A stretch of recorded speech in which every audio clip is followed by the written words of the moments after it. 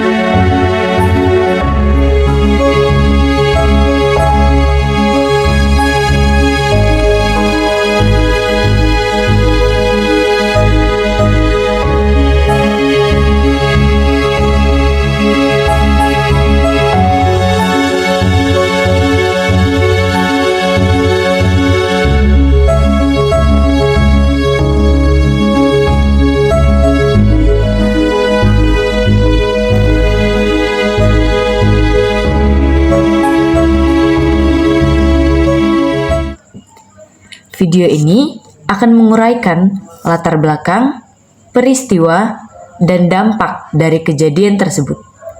Yuk simak baik-baik hingga akhir.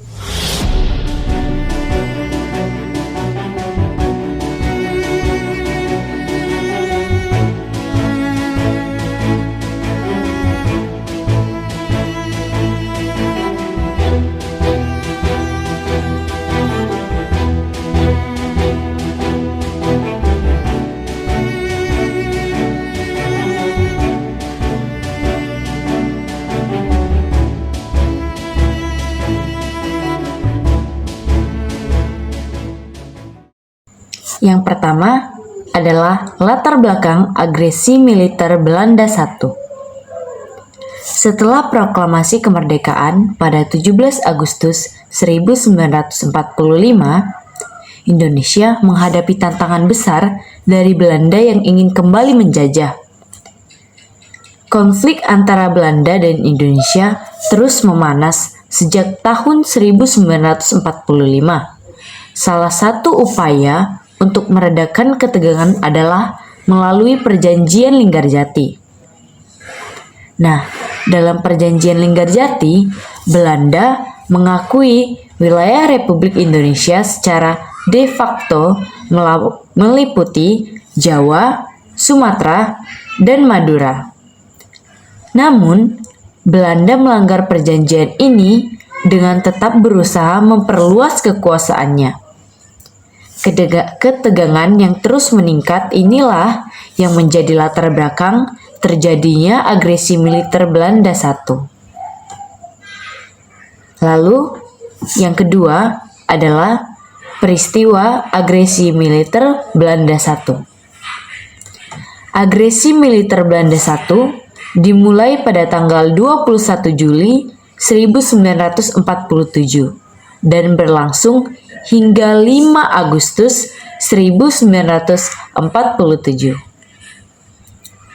Belanda melancarkan serangan militer besar-besaran dengan dahli polisi aksi untuk memulihkan keamanan dan ketertiban.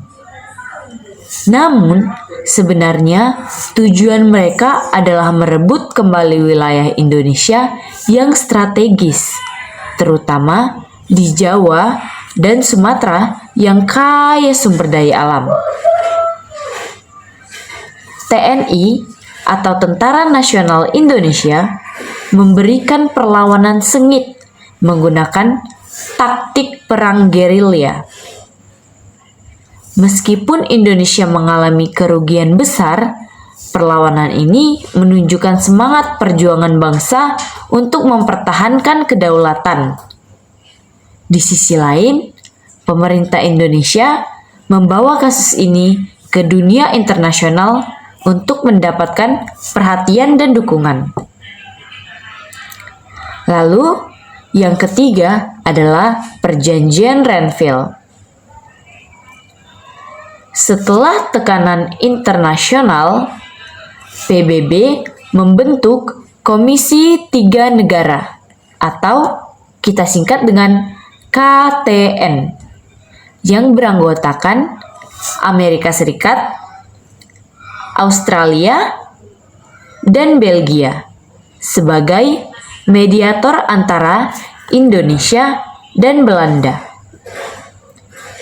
Proses diplomasi ini menghasilkan Perjanjian Renville yang ditandatangani pada 17 Januari 1948 di atas kapal perang Amerika Serikat USS Renville.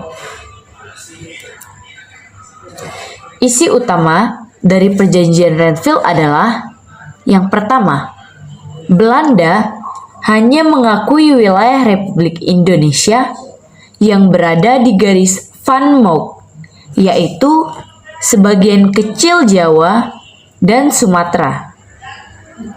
Yang kedua, Indonesia diwajibkan menarik pasukan TNI dari wilayah yang dikuasai oleh Belanda.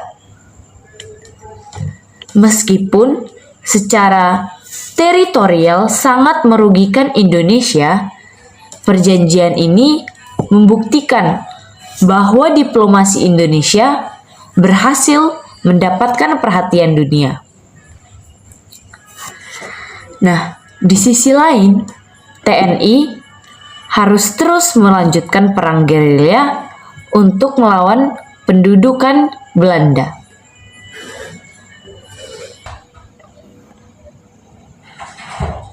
Yang keempat adalah dampak dan kesimpulan. Agresi militer Belanda I meninggalkan dampak besar bagi Indonesia.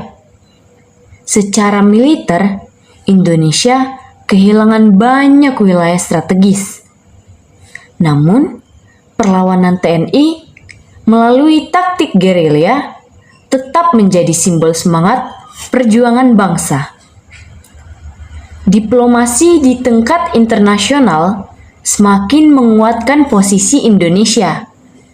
Kecaman terhadap Belanda dari berbagai negara menunjukkan bahwa dunia mulai mengakui kedaulatan Indonesia.